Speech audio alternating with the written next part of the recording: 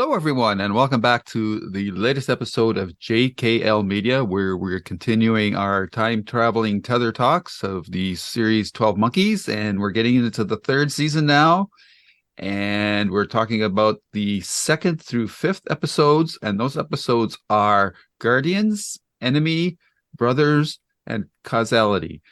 I have to like the one-word titles that this series uses. It's very quite much. It's very tight. And as usual, before we get into a more detailed discussion, I'm going to ask my two time-traveling companions to give their brief thoughts on the four series. And Karen, I'm going to ask you first. And I also want you to mention which character you thought was the MVP of these four episodes, because Oh, wow. I definitely have one in mind, but there's more than one choice here, but I'm just curious to see where you two lie. So Karen, your thoughts on these four episodes of season 3? First of all, how much am I loving this show? I cannot even express how awesome this show is. Sad that I didn't watch it the first time around. Obviously, it deserved more love than it got. You're asking me what's my favorite. Who's my MVP? I have two. Okay. Let's see. That's cheating, but I'll allow it. Okay, I'll do a number one. Okay. But I also want to honorable mention. Okay. And they're almost tied. Deacon. Ooh. Would be my MVP because that episode where he is recovering and seeing his dead father, and that was amazing, him talking to himself. But I think my runner-up is definitely Jennifer for the 1922 playwriting and acting kind of thing. Yeah, jazz hands. To me, those two characters really stood out for me. Okay. Cool. Yeah, I'm going to echo. I've said this over and over again, and it's gotten redundant, but how did I miss the show the first time it was on? This is so amazing. I'm going to flip. Jennifer, by far, is, I think, the MVP. She isn't in every episode, but the two main ones, she just kicks it out of the park. Though I will tell you, in Casualty, right? Causality, yeah. Yeah. When the stunning woman is pretending to be Jennifer's telling the plan. Oh, that was so great. They show her with the hand gestures, mouthing like she was.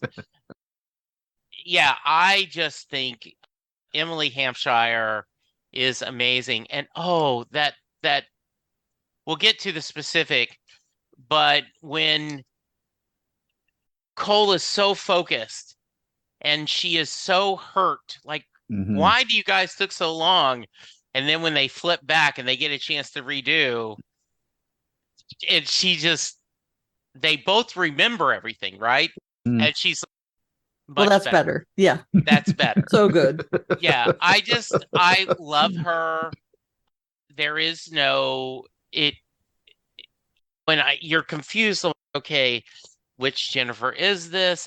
It's the young Jennifer, right? But now then, because we lost the old Jennifer, I just love everything about her. And doing E.T. and Aliens and Charlie Chaplin and everyone. But then when she tries to do something original, the Splinter, they're just staring at, no, this won't work. Yeah. And I love even when she sees the news report, obscure actors, and she's like, obscure? Yeah. Who are they? And she jumps into his arms when he asks her, do you want to stay in 2047? She is and then delightful. And like I recorded a song. Where are you, Jones? I've done everything I could do to find you guys. She is a star. How about you, Lou? Who's your MVP? Yeah, my clear number one choice was Jennifer, and because of those because of Guardians and Causality.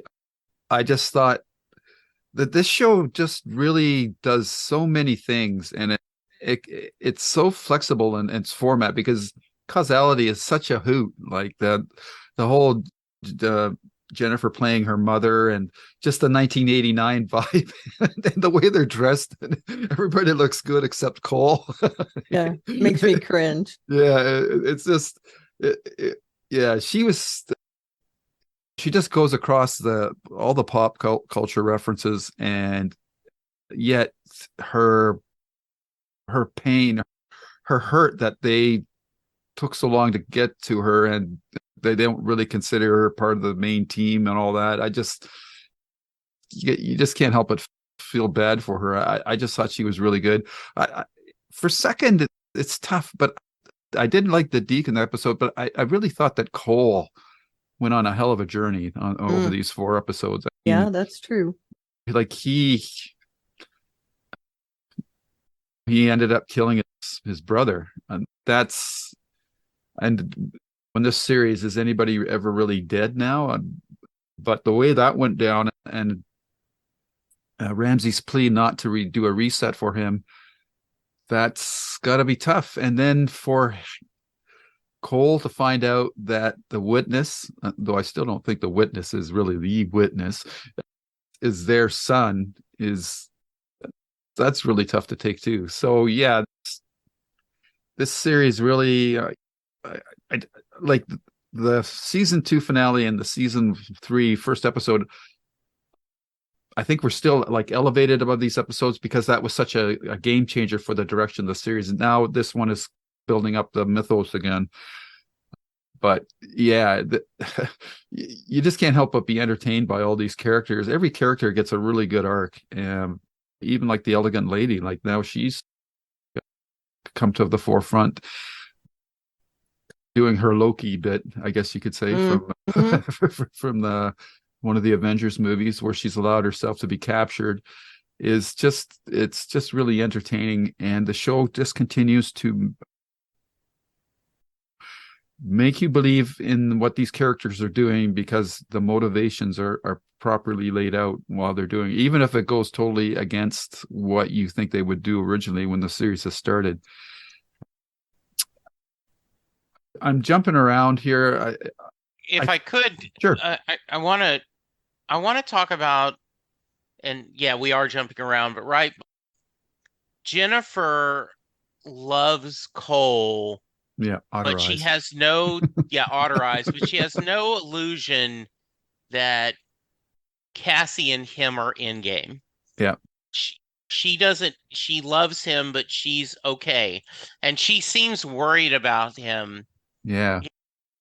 And so the way to play that against Deacon, it adores Cassie, right? She is just everything to him. And the pain in his eyes, my hope, and I'm worried I'm going to get my heart broken, is that this show won't do the normal trope that because he feels betrayed, he'll end up being, because of his frustrated love, he'll end up doing something poorly. Turning on them.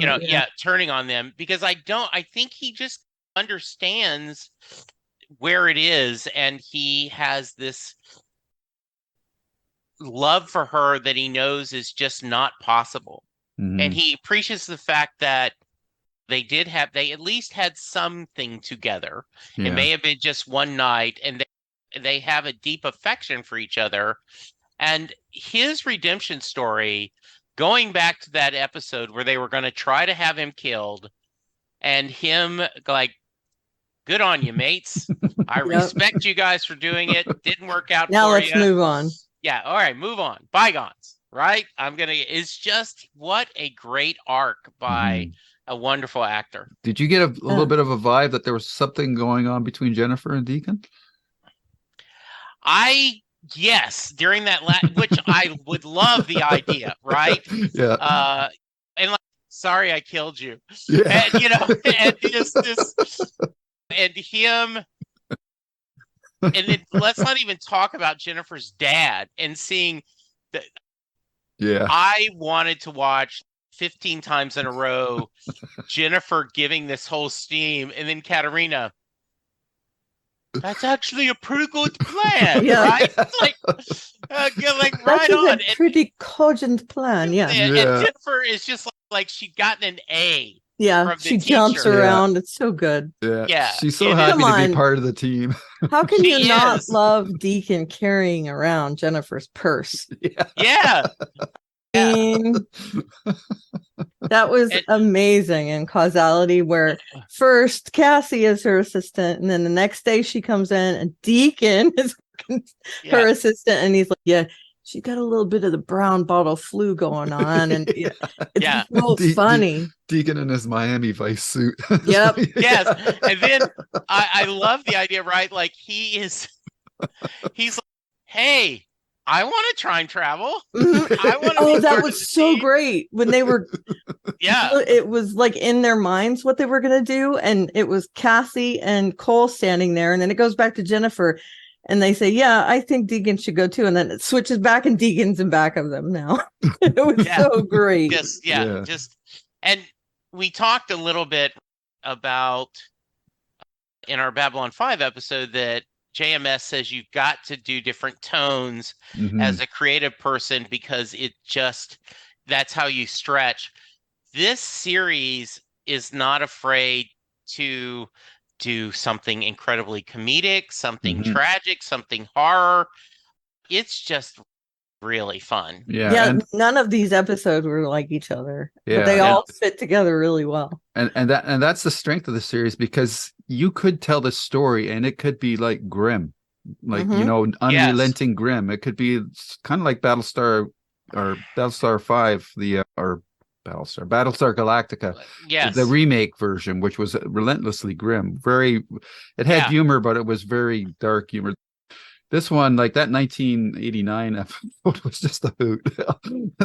The security guards were maybe a little over the top, but I've known security guards. That's not out of character. Yeah, and they were having so much fun. Yeah, and it's so interesting. What is the mission, right? And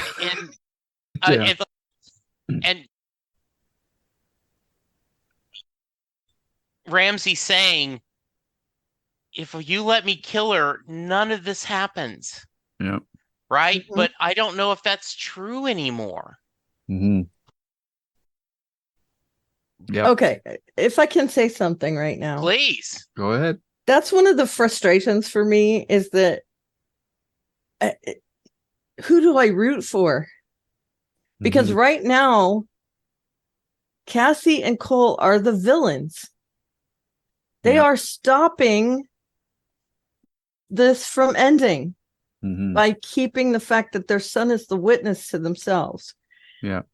She even mentions, if you had let him kill me, maybe this wouldn't have happened. And he's like, no, we can't tell them. Okay, they're doing what Ramse did, and they're subverting the actual mission, which was to save the lives of the people killed in the plague. If they kill Cassie, this would have never happened.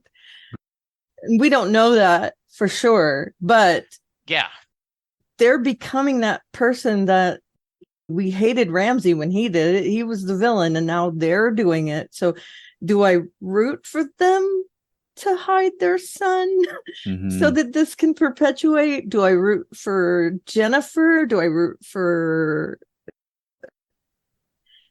Jones? We also have some issues with Jones being Gray. It's just, it's a roller coaster on who is our protagonist at this point. And I think some of the show gets credit because they are using children. They harken back to Olivia being raised in a box in this one episode, and then we see their son being dragged out as the witness. Hello, Christopher Lloyd, for the next episode, by the way.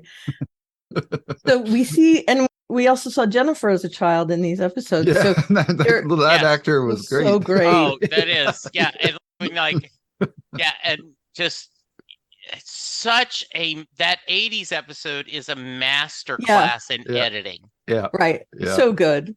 Yeah. And I'm really amazed at the themes that they're bringing up, that children can be the good part of the future, or they can be its downfall. Mm-hmm. We're seeing throughout the show, we've seen past, present, and future versions of people and how they turn into something else as they grow older or as they go through all these experiences. Cole has reverted back to a much better person. Cassie has gotten a little worse than she's learned how to kill, do horrible things. Yeah. Jones also, a doctor saving lives, trying to do all this technology to save lives, is actually like using it to her own. It's just, this whole series has been like that. And to see some of that come to fruition in these 4 episodes, where we see the journey that they've been on, where they are now, what are we going to root for? Who's the good guy? Who's the bad guy? Right now, none of that is clear. So it's super interesting to see. Yeah. And the show does like everything. And we keep saying this, but we have those scenes with Jennifer in World War II France with her theater production, and Jesse, you ran through all the things that she was riffing on. That's over the top kind of show business things. But then you have the quiet scene where Cole and Cassie reunite for the first time after she escapes from Titan, and they don't say anything to each other, but they communicate between each other that their son is the witness. Like, that was just so beautifully done, so understated, and I just can't compliment the show enough for how it puts you through all these hoops, and yet you're along for the ride because it's all so well done. I do have a question that I'm burning to ask, especially Karen, because we saw again in one of these episodes that Magdalene, one of the 4 horsemen, and the imagery of those 4 horsemen carrying that, it was like the Ark of the Covenant kind of great. I thought it was. I didn't know the baby was in it. That was cool. But she does something again to reset the timeline, and she kills herself again. Yep. And so I'm going, but she already did that before.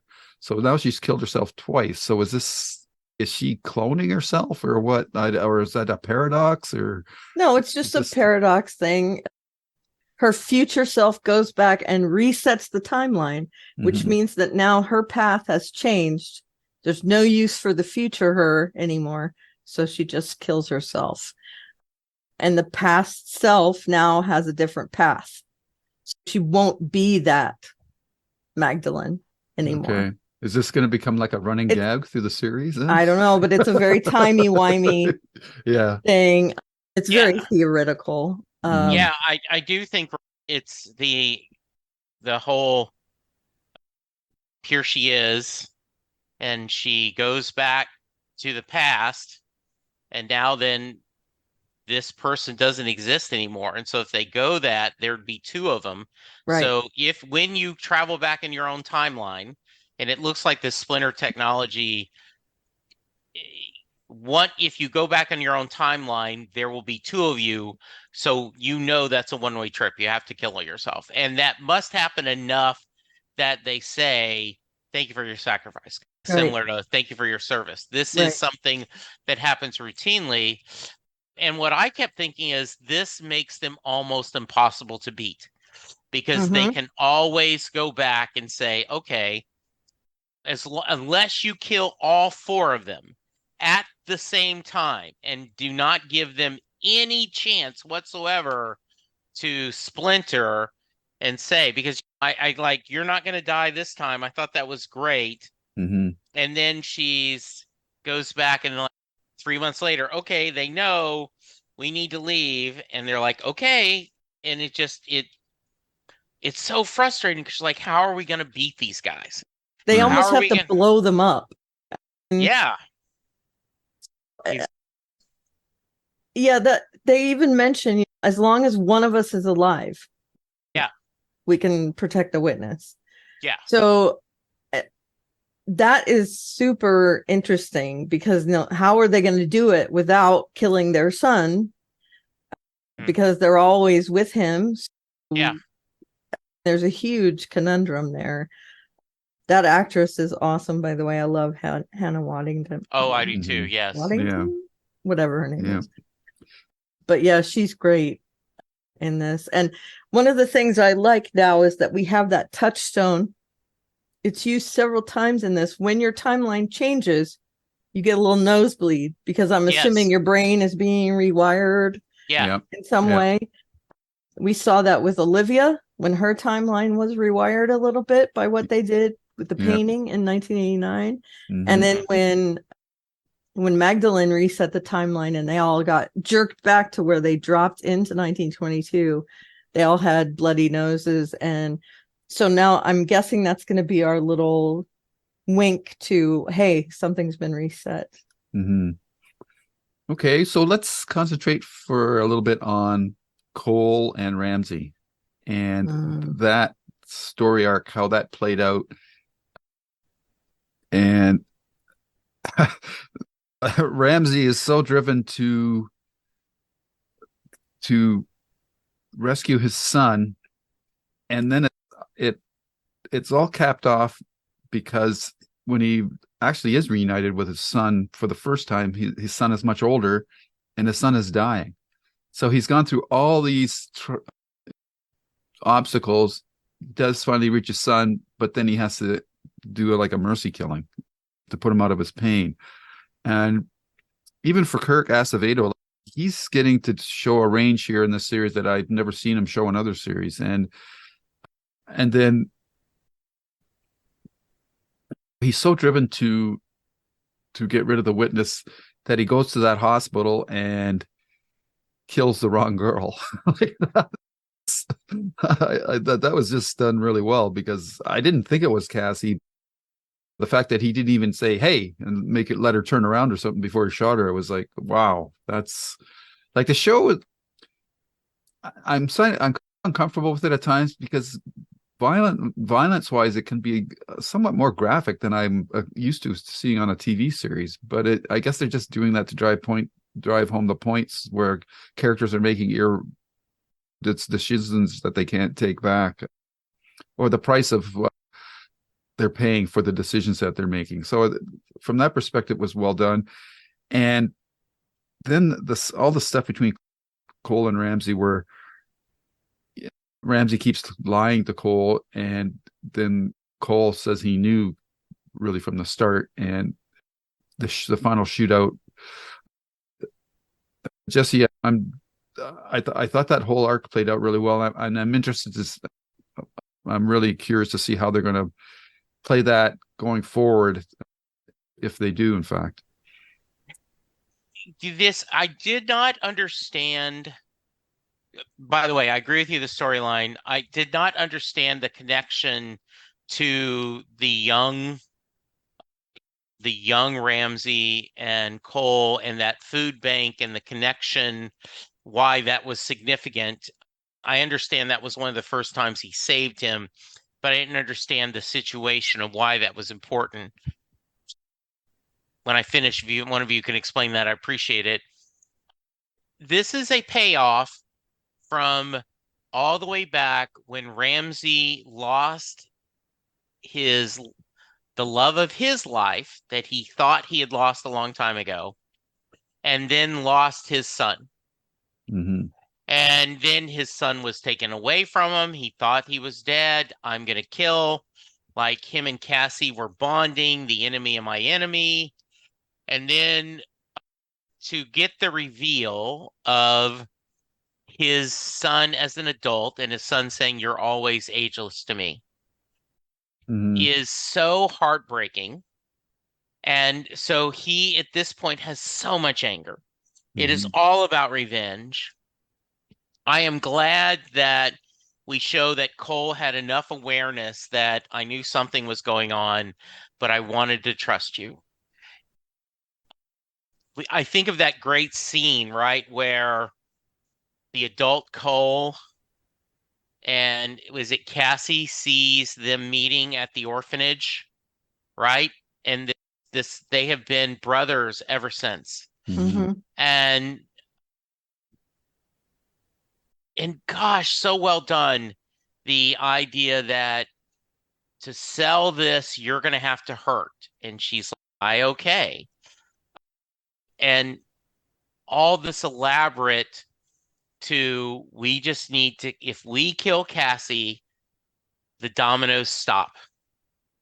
And this is not personal, I don't think, to Ramse. It's just purely, this is a problem. That's the mission. It goes back to when the series started. Cole thought if he could kill Jennifer's dad, that everything would be fine. And it's heartbreaking. And on The Godfather, right, it's not, tell Mikey it wasn't personal. It was just business. and the Al Pacino says, yes, it is personal. But in this case, I think Cole knows it isn't personal. Ramse knows, and that said, don't redo this. Don't redo this. Mm-hmm. And which is an echo of his son too, which is poignant in itself. Yeah. Mm-hmm. It's just so sad. And with does anyone stay dead? We don't know. I have specifically not looked at IMDb to look at like how many episodes they're coming, because I assume he's going to be back somehow or another. But I just love the tragedy of this. And if we go back, if we could splinter, hey, Lou, Karen, Jesse, yeah, we're going to be dealing with a baby in a box and the 4 messengers. Yep. What? How the hell did they get from A to Z on that? Yeah. It's just wonderful. Mm-hmm. Agreed. Yep. Yeah. That one episode where we know Ramse is going to go after Cassie. It wasn't a shock to me that Cole knew that Ramse was going to go after Cassie. I just wanted to see how it was going to play out. As soon as he planted that Parsippany community center thing, I thought, okay, well, that's the trap for Ramse to fall into. So how is this going to come to fruition? I thought that was interesting that they showed those flashback scenes and then he pulled that out. That was the place where Ramse saved his life when they were younger and scrounging for food. And now it's the place where he's going to confront him about going behind his back to do this terrible thing. And the fact that it came full circle, Ramse saved him, and then ultimately Cole kills him in that same place, was really sad. And I think that's why they did it. I'm sure that's why they did it. Yeah. But I understand how Ramse has to be saying to himself, okay, so it was bad when I did it, but now you're going to do it. I went back to save my son, and it would have subverted all this good work that we've done. And now you're going to go back and do this thing. You're going to save Cassie and your son. And I feel like in his dying minutes, he had to be thinking, what a effing hypocrite you are, Cole. But it really makes me feel it. There was a point where I loved Ramse. He was the plucky sidekick, and then all of a sudden he was a bad guy, and now he's back again, and they're helping each other, but they're frenemies, and now he's back, and now he's doing, and now his son is dead. It's like you flip-flop every 5 episodes on Ramse, and look at how quickly we got Deacon back after he died. Mm-hmm. I can only hope that maybe we'll see Ramse back, whether he literally dies here or whether he gets up and walks away. I don't know, but yeah, who knows who's dead in this show. You can't really say, oh, it's sad, we'll never see that actor again, because that's not how things work on this show. Mm-hmm. I'm curious to theories. Jesse, I'll start with you. Why did the one actor who was the captain in the Star Trek reboot movie, why did his character let Cassie escape from Titan? Oh, Malik, yeah. I don't know. I have that same question. Does he know something we don't know? Is there something about, is he worried? Does he respect her as the mother of the witness? Yeah, because we haven't really talked about, but Deacon has that great arc where he's talking to his imaginary father played by himself. Mm-hmm. And then at the very end, another actor plays him, the father.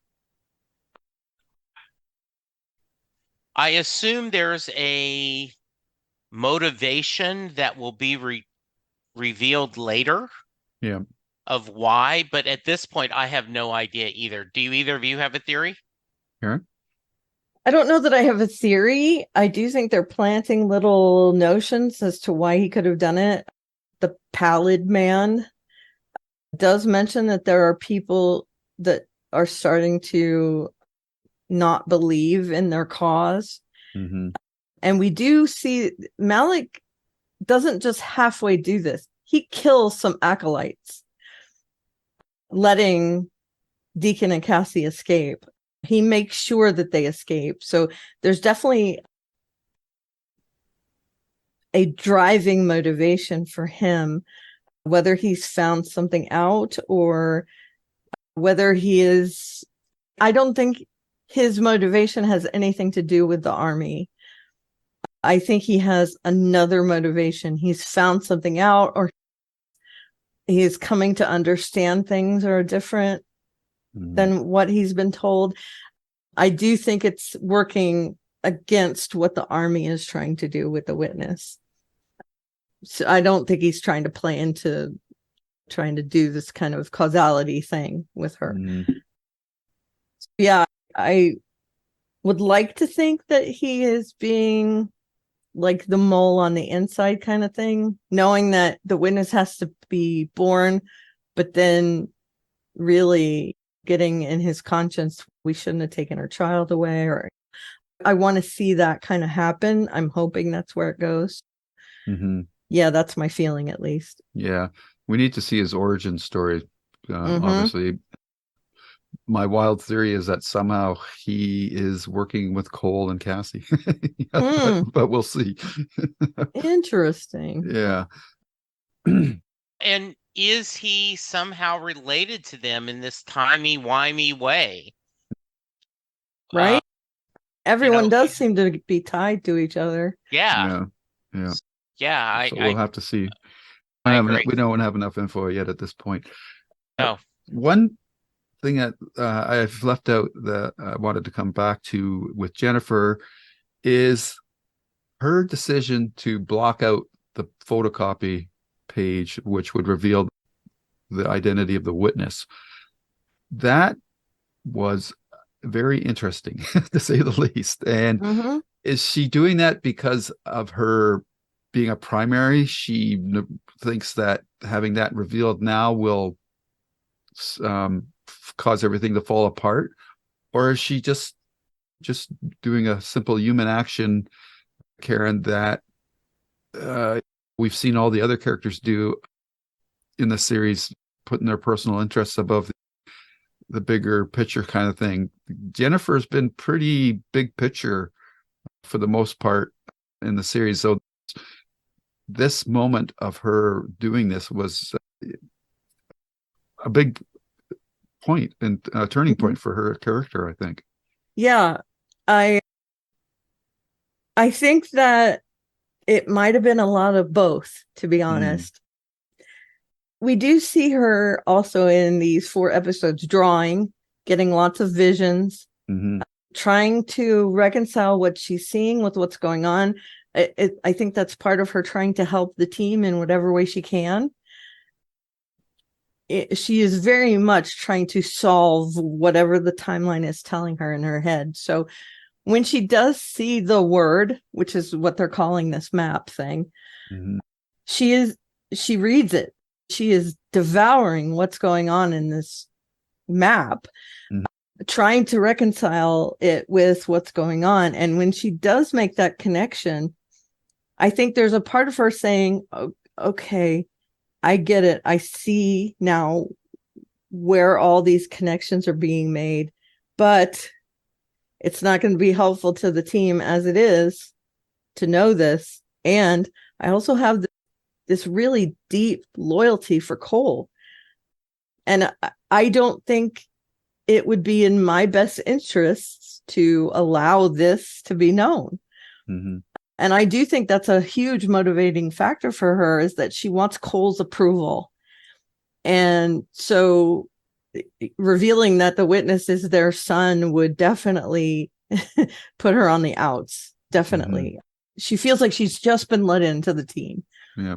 So why do something to make him mad at her? And I think it's just a sign of her loyalty to him, and also that she is putting all these things together in her head, and she's still digesting, and you can almost see cogs moving when she's reading that map in the auction house office. And I love that she was like, it's a good thing I was in a room with a coffee machine. It's just so cute. That whole map with the word, and the fact that the amount of stuff that they did get out of it satisfies the team. So she has done both things. She's helped the team and also stayed loyal to Cole. And I think that's her way of doing it, is putting her hand there. Oops, a mistake kind of thing. Yeah. Jesse. Yeah. I definitely think she is loyal to Cole and to a certain degree Cassie, but Otter Eyes is important to her. And that's why she was so hurt when he first appears and in France and was just all business. Yeah. And then that's why it meant so much when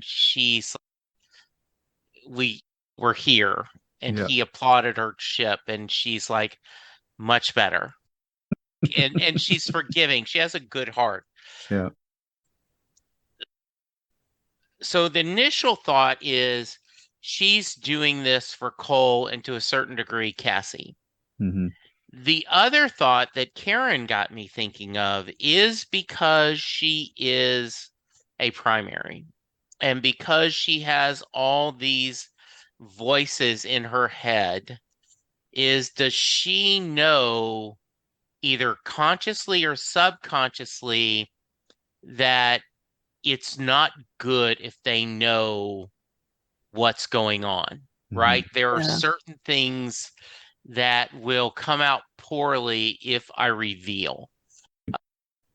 And the beauty of this show is we could be totally wrong, or we could be perfectly right, or it could be both, right? Yeah. All of the above. Yeah, all the above. So I do think, and what is wonderful is this is so in character. For her to come up with this brilliant plan. And by the way, just Jennifer, quit buying things like she's right through her credit limit. And she's bidding against herself, right? Like 5,000, sir, like 6,000, like, ma'am, you 7, okay, sold. But there's a scene very similar to that in Schitt's Creek where Moira bids against herself for a mattress. Okay. And I thought it was really funny. I feel like maybe she took inspiration from that. Oh, yeah. And so no one is surprised that her hand is in there. No. Right? No one's like, this is suspicious. No, it's like we're rolling. This is so Jennifer. Right. Exactly. Yeah. Yeah. And Which that's what the is series perfect. does so well. Yep. Yeah. Yeah. Is Yeah, it's characters. believable. Yeah. Not Character. only to them, but to Character. us. Yeah. Yep. Characters first. Yeah. And this is a show that is built on character. Mm. And to skip just ahead a little bit, right? The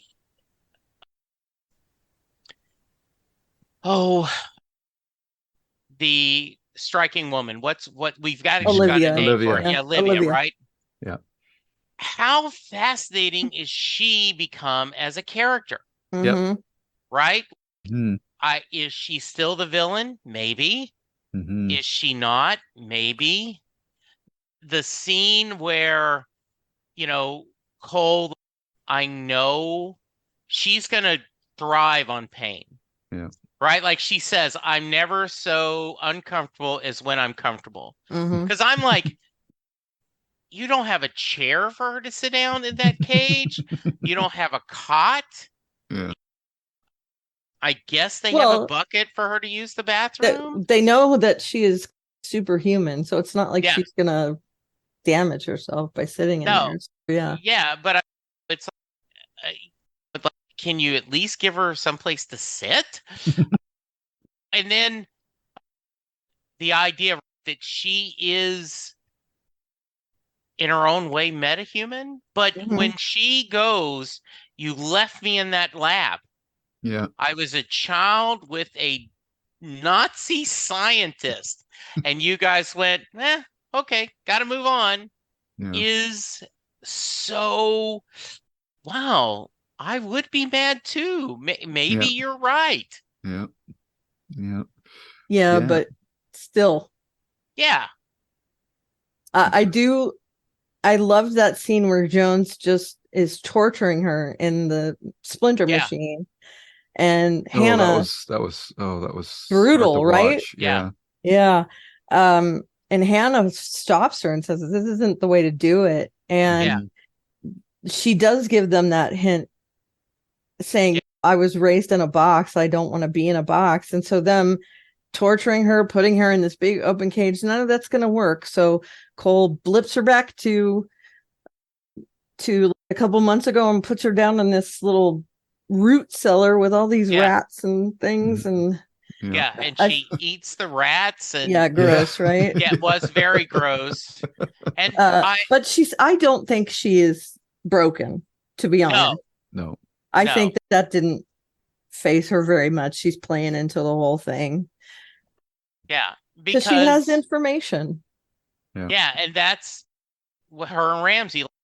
Okay, to get you in, you're going to be the Trojan horse, and we're going to have to do this. Is just so brilliant. And I love this. I love the idea that, and the question, how are they going to tie this all together? Yep. Yeah. And now, does she have any bargaining chips left now that Jennifer? Yeah. And further to your question, Jesse, how are they going to tie this all together and at the same time preserve the character arcs for all the characters? Right. I don't like stories where they go through and at the end maybe only one character remembers everything. Right. I think that's unavoidable in this series. I really think that maybe only Cole is going to remember everything, but they've already subverted it in a little way because I thought Cassie was not going to remember their time together on the farm either. So I'm hoping somehow, because so many of them are traveling now, that just the act of traveling once is enough for them to preserve and hang on to all the various timelines that they've gone through. But we'll have to see how that plays out. Serum or, Yeah. And by the way, wasn't that wonderful? We touched on Deacon's journey, right? Where he decides I'm going to stop being a victim, and starts healing and doing himself. And then he gets her out, and they're there, and it's too late, right? They're left, and she sees the butterfly, and so it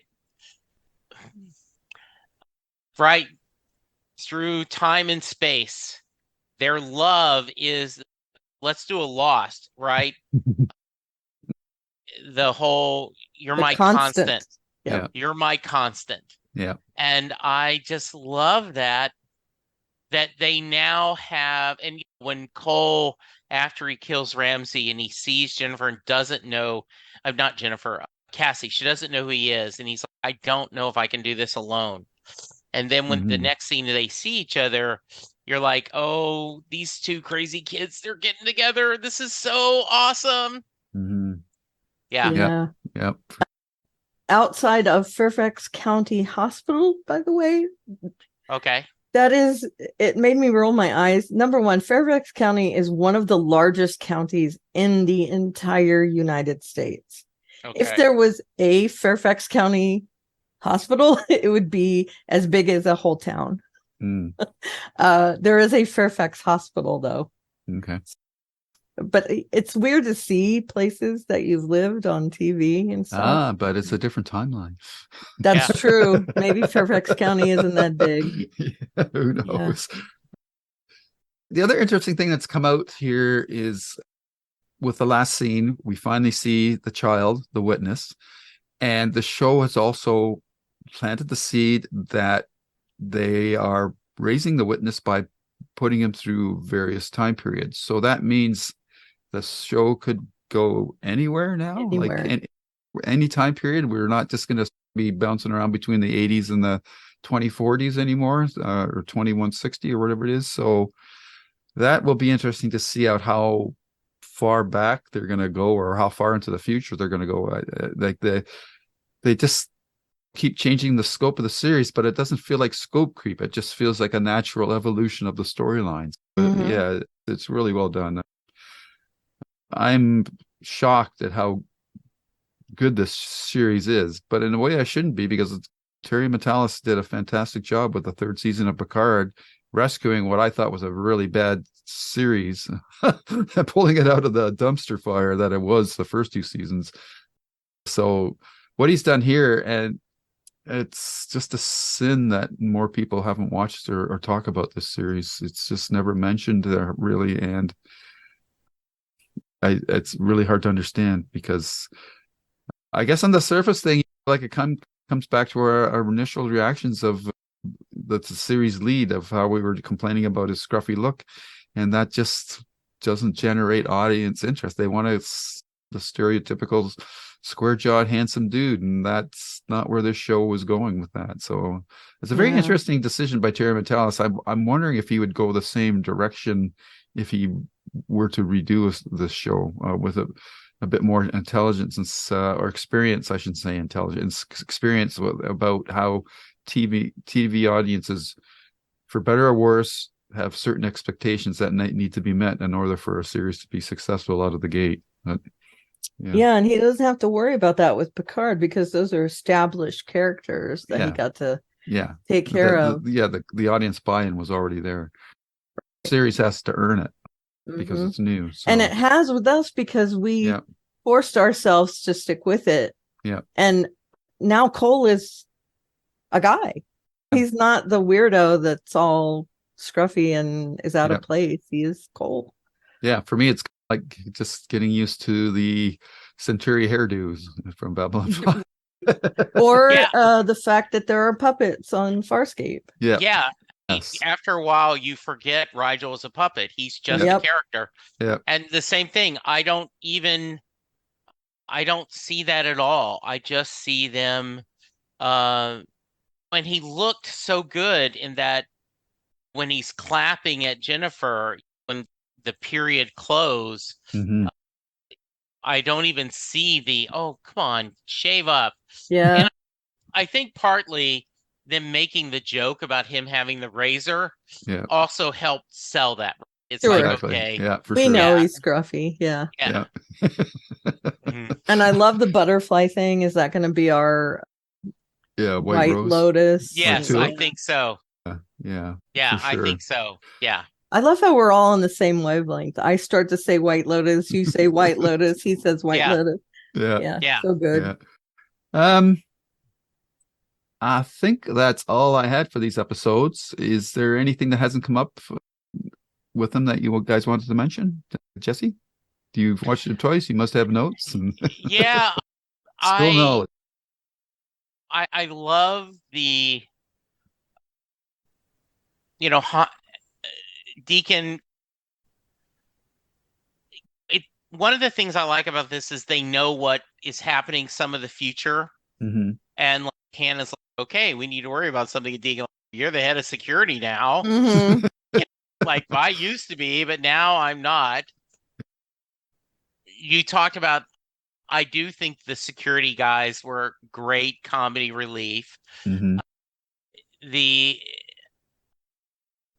seeing Leland again was wonderful because I love that actor. Mm-hmm. So no, I just think this is the 4 episodes. I watched them last Sunday. Mm-hmm. We normally record on Sundays, and I immediately watched that. Which is what I will do today. Yeah. Yeah, and then I will. And so I was like, oh my and I goodness. rewatched them yesterday. And that's what I did too. Yep. And I'm like, this is so well done. I'm sure. I was talking to somebody else on a podcast, like my set listing Bruce, and I said there are shows that you can enjoy and you really have a lot of affection for, but there isn't enough meat on the bone to justify a discussion. Yeah, absolutely. Castle. Sorry. If we wanted, and we had a blast doing it, but if we wanted to do, and we don't have time, 1 episode a week, I think we could do. There is enough in this that each episode that we could do that. Yeah, I agree. It would be interesting because you could take 2 approaches to it, because you could watch the entire series first and then do the episode by episode review, but then you'd have to have like a half. Okay, the first half we're doing like the first viewer experience, the second half we're doing like the experienced veteran user, and we're bringing up all the breadcrumbs or Easter eggs that they've laid in these episodes that we want to talk about now. And you guys, like, we're rewatching these episodes now, but I think that by the time we get to the last episode, we're going to want to watch the whole series all over again, because to see the things that we missed. I'm sure there's going to be a lot. And as we do the Babylon 5, I'm seeing that. This is my 3rd or 4th time I've seen it. So there's things I go, oh, and I'm looking to see, I guess we have coming up, we have Nature, Nurture, Masks, Thief, right? And then that will leave us the season finale, and then we'll do, I assume, season 4, right? Yeah. So I'm ready. I wanted to also mention that there's a huge theme about loyalty in this show, who you're loyal to. And we're seeing that Deacon now has gotten some of that. He stands up for Jennifer to her father, and he gives the young Jennifer the little sparkly ring. And Jennifer also talks in a metaphorical way to her father and to herself. Yeah. And I love Deacon has this loyalty. He knows she's a wacky chick, right? Right. That's his whole thought is, you're a whack job. I can't trust you as far as I throw you. But you know what? I'm so loyal to you. We're on the same team. And to see that play out in that last episode, we see everyone has loyalty to each other. And then that loyalty gets averted in some cases, which that's the genius of the show, is not knowing who's gonna stick by that person through thick and thin. Right now it's Cole and Cassie. And Jennifer has had unwavering loyalty to Cole as well, but Cole and Cassie they're going to stick together no matter what. And I'd like to see who else is going to, so far, except for a year. They were at odds at the beginning of the second season. That's true. Yeah. That's true. And I'm wondering, based on this whole witness thing, if they're going to be at odds again at some point as well. We'll have to see. That's true. Yeah. So maybe Jennifer's the only one who has shown unwavering. Yeah, she's the constant. Well, she's the primary, right? That's right. True. And my question, right, is this whole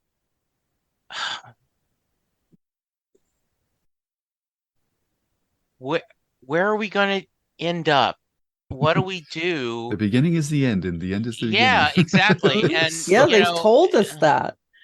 Yeah, they did, and they said that this is the end. What's going on? And I just wonder. I just am really it. I would be binging this if we were not talking about it. I would be watching till the end. Yeah, tomorrow. I would be like, okay, this is as I get, okay, it's time to go. And then, okay, now next up, going. Yeah. So great. What if the end is Cole jumps, they've got everything resolved and Cole jumps back to 2014 and meets Cassie for the first time? Yeah. What if that's the end of the series? Yeah. Yeah. It's like that series arc they did in Fringe when Peterson went into the machine and disappeared from the timeline kind of idea. But I don't think it's going to be Cole talking to Cassie. I think it's going to be Cole talking to Cole. And I think that's the reason why they've introduced that whole concept of these portable time machine belts. So that they can get by paradoxes. So that they can... Yeah. Or at least, avoid... But it's the whole grandfather paradox.